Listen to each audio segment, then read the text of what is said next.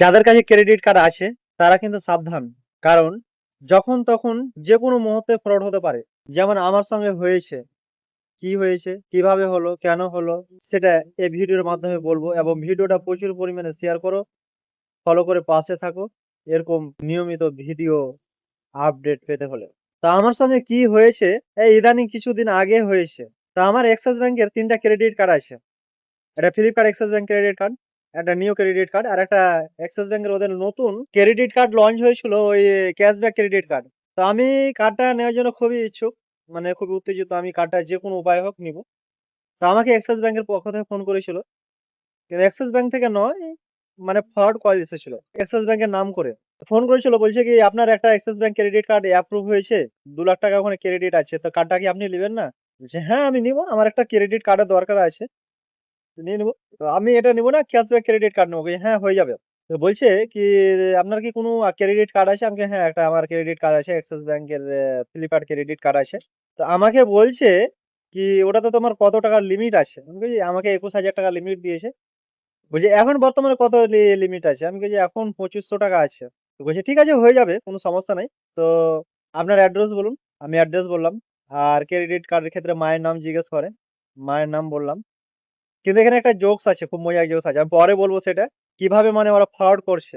সবকিছু ঠিকানা টিকানা দিয়ে দিলাম। আমি বললাম আমি এসব ব্যাপারে কিন্তু খুব সাবধান। আমি বললাম কি ওটিপি আমি দিব না, কিন্তু বলে দিচ্ছি আগে। বলছে ঠিক আছে কোনো ওটিপি লাগবে না, ওটিপি কোনো প্রয়োজন নাই, আপনাকে ওটিপি দিতে হবে না।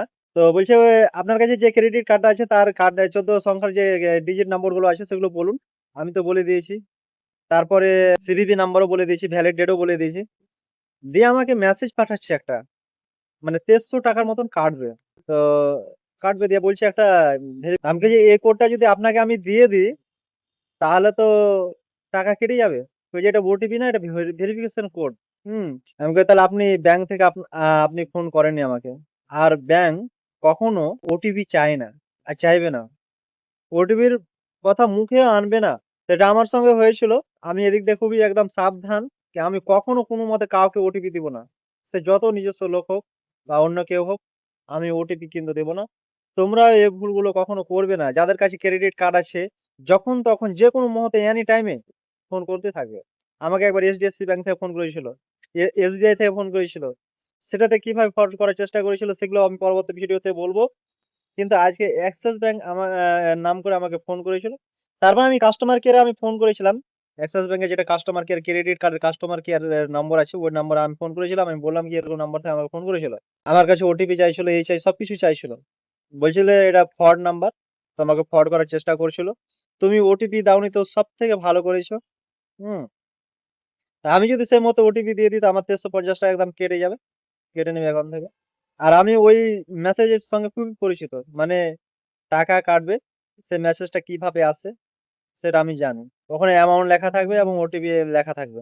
তো তোমার কাছে যদি একটা ক্রেডিট কার্ড থাকে, তোমাকে যে কতজন ফোন করবে, কত ব্যাংকের নাম করে, সেটা তুমি নিজেই বুঝতে পারবে। আর যারা ক্রেডিট কার্ড নেওয়ার চেষ্টা করছো তাদেরকে আমি সতর্ক বার্তা দিচ্ছি কি কখনো কোনো মতে শুধু ক্রেডিট কার্ডের জন্য না, আরো আদার্স অন্য কিছুর জন্য যদি ওটিপি দেওয়ার হয় তো সামনে গিয়ে ওটিপি দাও। তোমাকে অচেনা ব্যক্তি ফোন করে দিল কি আমি তোমার জন্য 2 লাখ টাকার 5 লাখ টাকার ক্রেডিট কার্ড মানে অ্যাপ্রুভ করেছি, তুমি ওটিপিটা দাও, ভেরিফিকেশন কোড দাও। এখন ওটিপি চাইছে না, বলছে ভেরিফিকেশন কোড। তো যা হোক, ভিডিওটা আর লম্বা করবো না। ভিডিওটা প্রচুর পরিমাণে শেয়ার করো, ফলো করে পাশে থাকো। এরকম ভিডিওগুলো আমি নিয়মিত আমি ফেসবুকে আপলোড করি। আর তোমার যদি ভালো লাগে তুমি ভিডিওটাকে শেয়ার করো, তোমার বন্ধুদেরকে দেখার সুযোগ করে দাও।